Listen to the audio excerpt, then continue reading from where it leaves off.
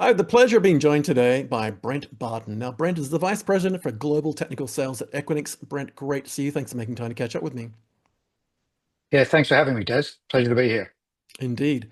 So, for folks who've tuned in, thanks for joining us. We're going to have a great conversation with Brent around his role, what a day in the life of the VP of Global Technical Sales at Equinix is like. We're going to learn a lot more about what Equinix is doing these days, who they work with, who some of their partners are, the types of organizations they work with, and what they help them with, and some of the various fun details around that, and some of the current trends that they're being challenged with, or their customers are being challenged with. We're also going to talk about their sponsorship of BeerOps and the Sydney event in particular, and a range of other exciting things. Brent, I wonder if you could maybe just kick us off with a little bit of background yourself. I know you've been with Equinix for 2 decades, as of I think you said October this year. Congratulations. Let there be cake, as it were. You've had an amazing career path in the organization. I think you mentioned earlier off camera that you started in the UK and now you're obviously here in Australia in Perth. I wonder if you could just give us a walkthrough of your career path within Equinix and we can then dive into some of the details of the company. Yeah, thanks, Des. So originally I actually started in the NOC of a company called IX Europe, which was the 2007 acquisition by Equinix.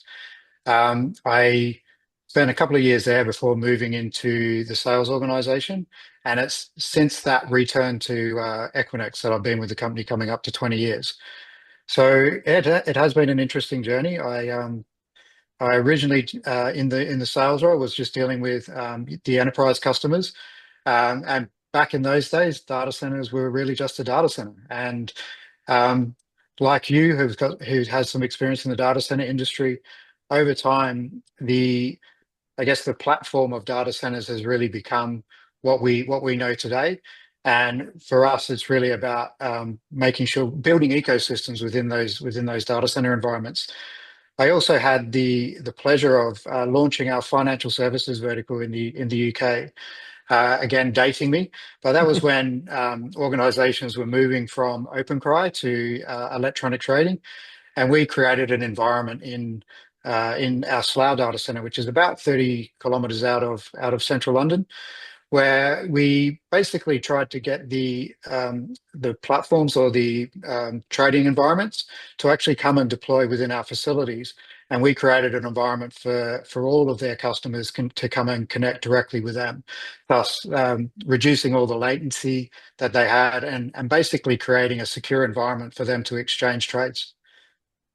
Yeah, the brand's had an amazing history as well. I remember when they first sort of came out here in Australia and sort of, we both, this is aging us both now, but sort of going back to the days of when a data center was essentially a glorified computer room with a single user being the company that built it, and then eventually shared infrastructure sort of became a thing, and large firms like IBM were offering them, and then Equinix came along, and when we look at where you are now compared to kind of where you came from, it's been an amazing evolution.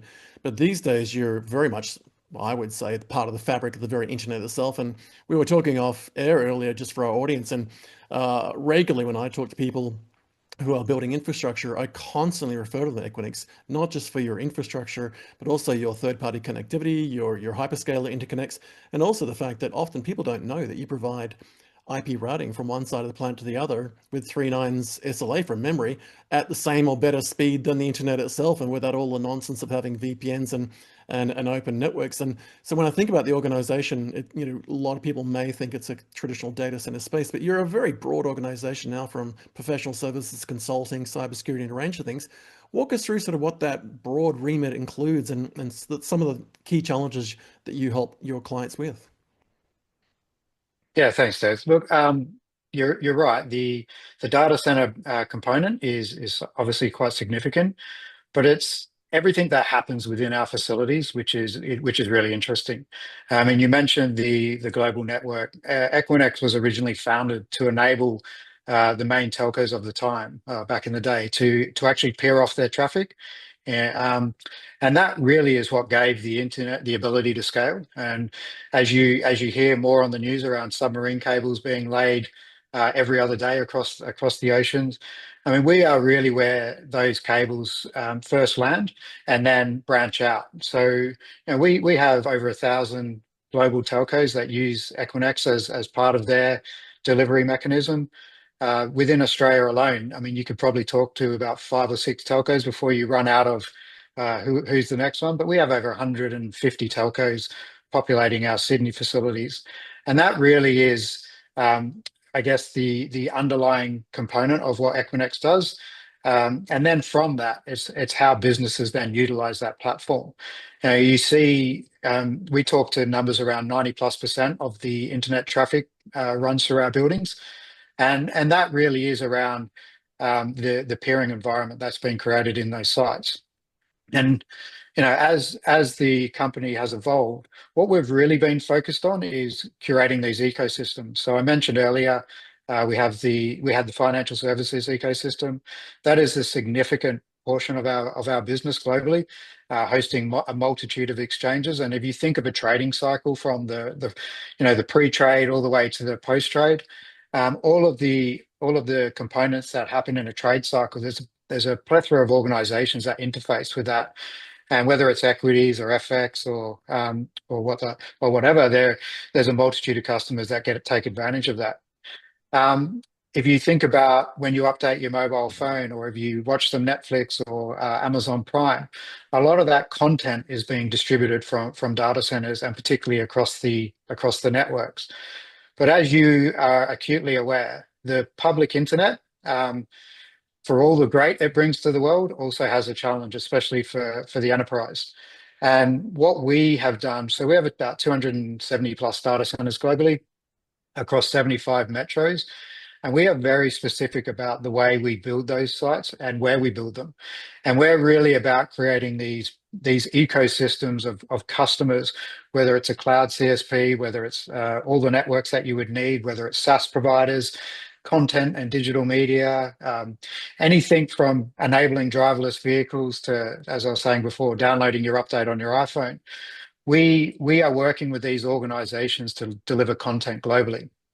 And the reason why Equinix is, I guess, so strong in this market is we've never lost sight of who we are. And, Equinix stands for Equality, Neutrality, Internet Exchange.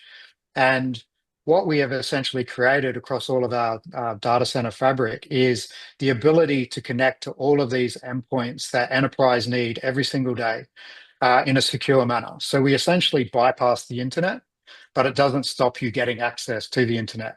And a lot of our customers are utilizing us to connect to the main cloud CSPs in a direct fashion through what they call cloud on-ramps. So that's directly connecting to the infrastructure of the cloud. And any enterprise who wants high throughput, security, they're thinking about data sovereignty, etc., will come to facilities like Equinix and leverage our backbone to create that connectivity. Fantastic. When I think about your role overall, it seems really, really broad. And almost every role, when I speak to somebody like yourself, what I tend to sort of think about is that it's easy to think we know what that role entails. But if I was to get you to walk us through kind of what a day in the life of Brent Barton as VP of Global Technical Sales, and that role and what its remit is. What is a day in the life of a global technical sales lead at Equinix like? What are some of the day-to-day challenges that you face and the types of conversations you're having and potentially not brand and name, but who with as far as industry players go? Yes, well, I will say the first comment is varied.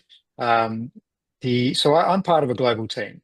So we are headed up out of the US so I report into the SVP for Global Technical Sales.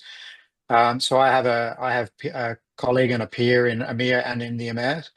So my role, so there's about 100 people in the team, and we are the sales engineers and the global solution architects. So we are essentially working with customers to understand where they are in their digital transformation journey and where they're looking to go to. And as you could imagine, those conversations would be very, very varied. And because of the conversations we have across all the different types of industries, my team has to be acutely aware of all the technologies that these organizations are using, whether it's backup infrastructure, who is your MSP, who are your telcos, where is your infrastructure, how many cloud service providers do you use? As you could imagine, the CSPs right in the early days became a bit of a destination where I think more and more customers are starting to see the value as a tool. and they're across a multitude of different cloud service providers. And because of that, your data is obviously dispersed. So my team is really focused on deep diving into all of the different aspects that IT leaders and business leaders, we have to think about what does the business try to achieve, and then what is the technology stack that sits behind that. And then how do we make sure they're putting themselves into an environment that actually gives them the ability to scale or to be quite elastic? Because as you could imagine, if you were to go into an environment, whether that's your own environment, whether it's a single cloud or another data center provider, it's really focused on a particular portion of the industry, you can actually find yourself on an island, and it makes it very difficult for you to take advantage of all the digital services and solutions that are out there. So we have to be jack of all trades, master of none. And for me, it's really about making sure that my team has all the tools to be able to be really impactful in front of customers. And that presents itself in a multitude of different ways. So it's exciting. I mean, people ask me, how do you spend 20 years in the same organization?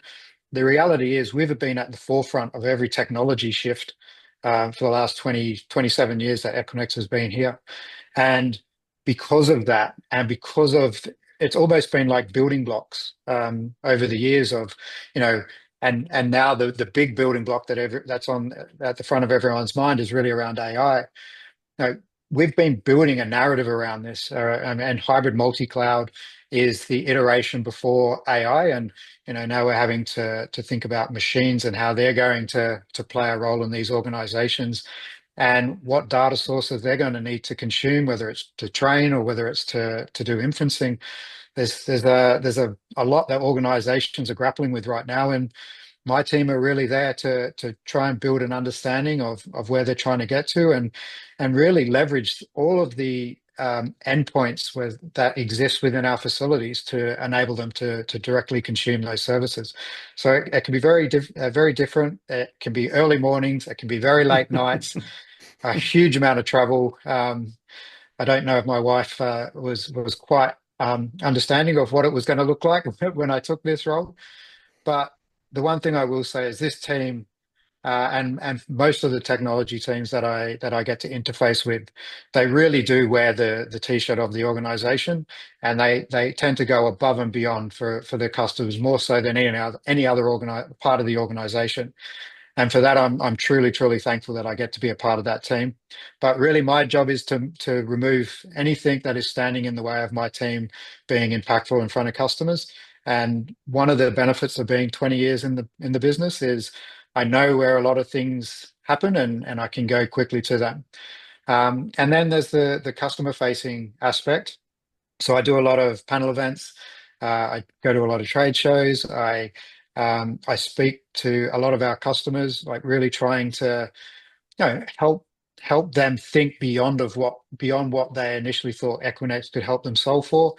And we really are about being as neutral as possible, whether it's in the advice that we give, the customers they're trying to leverage. I mean, we quite often have to bring in what are considered our competitors into the conversation as well, because of the distribution of cloud on-ramps and networks and private connectivity that these organizations are trying to grapple with. You need to have a pretty broad conversation with these organizations. And Indeed. because of that, it never gets dull. Like the conversations are similar, but they're never the same. Yeah, it's it's almost like you're the champion of all things necessarily, and to that end, or to that key point rather, you're now the champion of BeerOps as a major sponsor, a silver sponsor for the upcoming Sydney event, which I think is October 28th. I'll have to double check that date. Um, Really exciting to see you support events like this. BeerOps and its sibling ExecOps are Australia's largest tech networking events. What does sponsorship and participation in an event like BeerOps mean to Equinix to you? So uh, the one thing I've learned in all the roles that I've had at Equinix is technology is where it all happens. I mean, the technologists in our business are the really trusted advisors that organizations come to truly understand what they can do within the environments that they're trying to operate in. And because of that, I think the the honesty, the capabilities, the way that you have to interface with those customers, you have to be genuine. It's not something that you can be creative with, because you are very, very quickly found out. And it's because of that I really admire the technologists and the people that work within technology and in all the industries that we cover. And anything I can do to support that or to be a continued part of that is good, is time well spent. So having the ability to be in support of BeerOps, and also, our team members get a lot out of it as well. We get to meet like-minded people. We get to, I guess, trial some of the narratives that we want to have with our customers. We also get to understand in a I guess a more um, in an environment that is a little bit more open. You can have some pretty decent conversations with people about you know what things that they're facing as a challenge, and how they work through that. So it's a great opportunity, and especially with the diversity of beer ops, Mm. you've got people who are new entrants to the market. And I mean, I'm very fortunate. We get to bring in tech talent through our intern program, and the way they think and the way they problem solve is so different to I guess people at my end of the spectrum, and it is it's so refreshing and so reassuring that we've got that new blood coming through that is really, I guess, bridging the gap between the technology that's existed and where we are really going, and the things that we need to be mindful of. Like I really appreciate the diversity that we have within our team, and I long for more of that. And I'm really happy that Beer Ops do the same. Yeah, indeed. And diversity is such a big part of it. And I think a lot of people immediately think of the DEI diversity element, which obviously is a big part of it.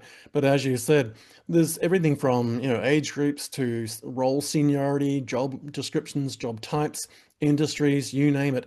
And it is an amazing event, an opportunity to get in there and meet with birds of a feather at similar levels of either career path experience or knowledge and technical business experience. I also note that even though BeerOps is its moniker, it is very much a welcoming environment for folk like me who don't drink. You can have a lemonade or a mineral water, and some very tasty snacks. Someone did ask me the other day, oh, it's named BeerOps. Do I have to have a beer? I was like, no, no, no. Majority of people go there and don't. But there is the opportunity, as you said, just to let your hair down, relax, have some open conversations. And I think also you touched on a very key point for me, which is just to reiterate it, is that there's that I guess, trusted space where people can have open, honest conversations about things they may or may not know without necessarily feeling at risk of sort of being shamed or put down or treated like they've asked a dumb question. I think that's a really empowering thing as well.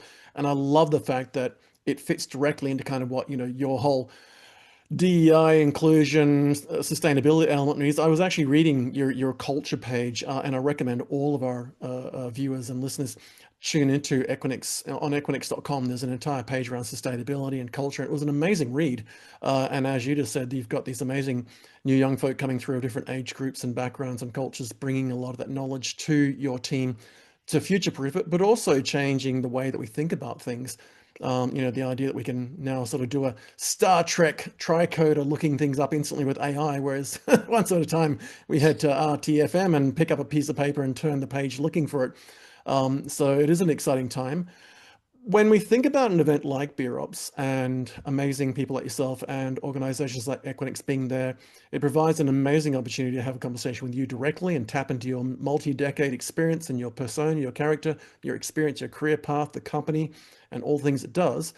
What sort of things, and you've done a lot of these events, as you've said, whether it's panels or big industry events, what sort of things should people be doing with regard to a little bit of homework to prepare for it to get the most out of an event like this? Because for me, I like to go into these things really well prepared so I don't look silly, don't sound silly, but also so I can then approach you and saying, hey, Brent, I had a look at your LinkedIn profile, read your latest blog, saw this announcement, watched you on a video with the panel. I've got a couple of questions. I like to sort of come along and engage you and make good use of your time.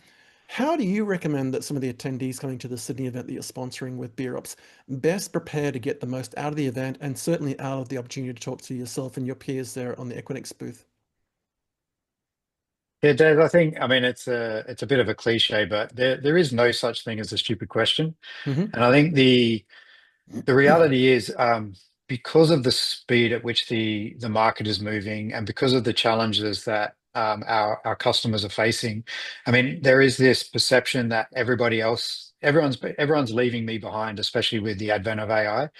And the reality is, there's a lot of organizations that are really grappling with it. It's the so and it was the same with cloud. It was, we were having conversations in the very early days where our CFO said we need to go 100% into a cloud. And the reality was, you can't run all of your business in a cloud. And the conversations that we have with our customers, quite often it is, what are our competitors, or what are people in our industry doing? How are they thinking about these things? So don't be afraid to ask questions that you don't know the answer to. That's the whole point of asking the question, right? We quite often stumble across the opportunity with the customer. We can go into a meeting thinking one thing, and then walk out going, well, okay, well, that was interesting. That took a good turn, and now we've got I guess a piece of thread to pull on.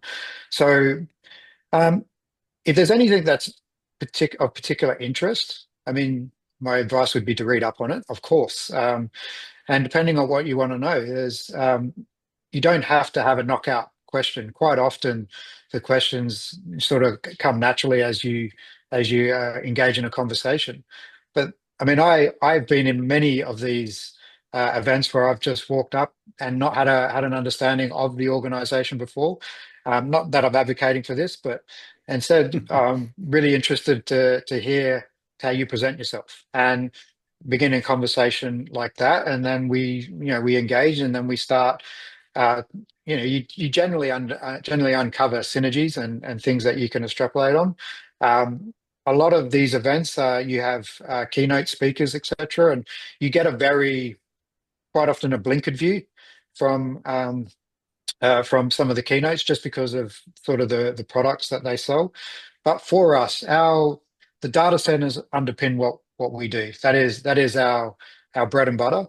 But everything that happens within our facilities, that those environments that we are supporting, because it's so general, anyone could come and talk to us about, if you've got some sort of server infrastructure, or you use a cloud or a couple of different clouds, or you're thinking about AI, all of those conversations are very topical to us, and we tend to have a talk track around all of those different, so we can go down all of those different avenues. So um, don't be Yeah. afraid. Come up and say hi. I mean, we've got people on the booth that can speak not just to what we do, but to what the industry is doing. I mean, we've got a huge amount of things that are happening. Whether I mean, I mean, I know Starlink likes press, but Starlink use us all over the world. We've got, as I was saying earlier, mobile phone updates. You think gaming use us because it's all about getting information to the users. So the eyeballs are what they refer to us common folk as eyeballs. So where is the environment where I can get access to the most eyeballs? And that is a carrier neutral, carrier dense facility that has a bunch of other customers also um, residing in those facilities that you can connect to. And I think the easiest way to get a broad understanding, and I know shopping centers aren't the place to go right now, but it applies to the digital shopping center as well. If you were to go to a Westfields, and you've got 100+ stores that exist within that footprint. Equinix is very similar to that on a global scale, although we've got 10,000+ customers, 1,000+ networks, over 50% of the cloud on-ramps, so the direct connection to the clouds, SaaS providers, etc., have their presence with us. And that enables you to land, we land here, go anywhere. And because of that, we can address a multitude of customer challenges and across a multitude of different industries. So really exciting place to be. So don't think there's a conversation we can't have, because we'll have a relevant use case or a relevant quote that we could give you. And more than anything, if you're thinking about your own career progression, and what are some of the things that we could be thinking, or you could be thinking about, we're happy to have those conversations as well. We've got people at varying degrees of their career, and we try and support them wherever possible internally. And we know people, so we certainly are someone that can help as well. You've got quite the Rolodex at your fingertips. No, that's great advice. And I think one of the things that I just want to touch on that is you spoke about it earlier on, certainly the AI element and the data piece. But I don't think there'll be anyone coming to any of these events, particularly Sydney one, who isn't being challenged right now with a range of challenges with big data, analytics, as you said, cloud, certainly cybersecurity and ransomware, everything else. Big infrastructure challenges. So I'm going to invite everyone to bring your pen and pad, make a few notes, write down half a dozen different things you're dealing with on a daily basis, and then bring it along to Brent and the team at Equinix on the night and put some of those questions to them from a conversation starter, but also delve into kind of how they might be able to help you. Or if they can't help you directly, they'll certainly have a customer or a business partner or an integrator or something of that effect that can help you. I don't think there's a problem they couldn't solve. Come along prepared. Make sure you do a bit of homework, as Brent said. It is great to have a little conversation starter, but make sure you get the most out of the event. Come along for a couple of hours, get something from the event. And also my advice, and Brent, correct me if you think I'm wrong here, but come at it from the point of view that not only are you going to start a conversation on the night, but you don't want it to end on the night. Have a conversation that you could potentially continue going forward, whether it's following Brent's career path and learning from that and getting some virtual mentoring just from his posts and so forth and his activity, or just a way to kick a conversation off that in 3 to 6 months an initiative that you're running may need to have a contact with somebody in their ecosystem. Open those doors now at the event so that if and when you have that pain point or investment or buying decision, you've actually got a contact inside the organization and that ecosystem to reach out to. And to that point, I wonder if you could wrap us up, Brent, with some thoughts around the best way to keep up to date with and keep track of and across what's happening within the organization, Equinix itself, and certainly yourself and your background, your career path and your activity.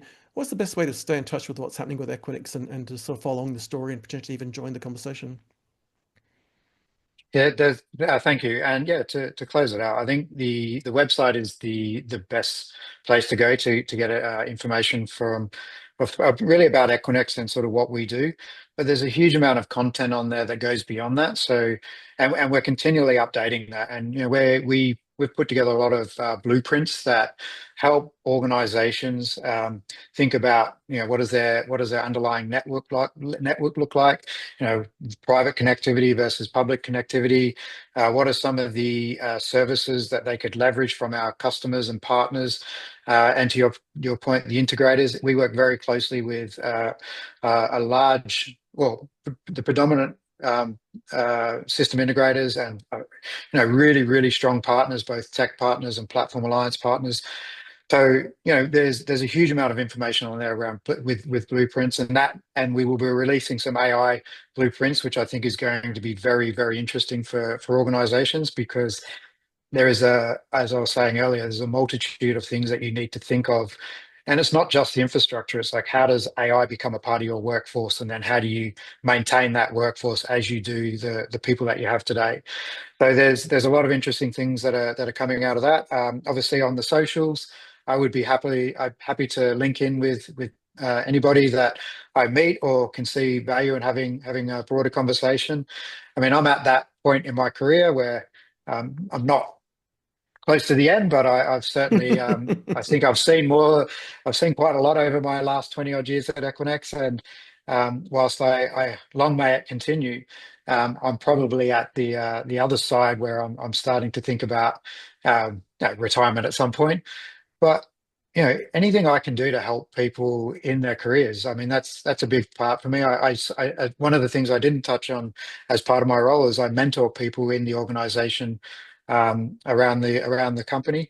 I also try and get into schools as well, and spend some time talking with students, and just trying to get them to think about things beyond what would be typical. I mean, technology and IT is paramount.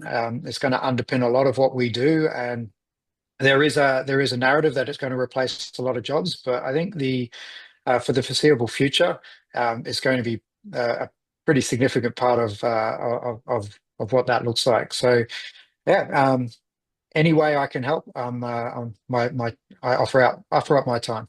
Fantastic, Brent. Yes, there was a great line from Mike Capone, the CEO of Click, who recently keynoted an event I was at Orlando, and he said something to the effect, and I'm going to paraphrase it. He said that it is unlikely that AI will take your job directly, but what is likely to be the case is someone who's better at AI than you will take your job. And I thought, yeah, that's a banger. I need that on a t-shirt. That's fantastic advice. So yeah, for our audience here, I highly recommend that you bookmark Equinix.com. We'll have links to all of this and a bunch of other resources wherever you see this video, whether it's on a video platform Vidneon, whether it's on YouTube or in excerpts in social media. Bookmark the website. Have a look at a range of things they've got in there. So not just their products and services, whether it's co-location and interconnection and managed services and their fabric, et cetera, network edge services, but also they have a range of case studies, use cases they've actually written up in glorious detail, whether it's distributed AI, whether it's multi-cloud networking, high performance data centers, all of these things are there. There's free resources that you could sit there and spend hours and days studying up. I've actually gone and renewed a bunch of my own knowledge around it. And then you can actually get those for free. You can download them as videos, you can get them as PDFs and ebooks and white papers and so forth. There's solution briefs, there's reports from third-party analysts and so forth. Even as Brent said, there's blueprints that you can use to compare to what you're doing currently and maybe how they can be done better, given that Equinix has been there, done that, and probably printed t-shirts. Follow them on social media. Obviously, if you've met on the night and there's an opportunity to connect directly with Brent, great. But often I invite people just to follow senior execs like Brent so that you're not necessarily in their connections. You don't need to be, but follow them, see what they're posting, see what they're up to date, what their updates are.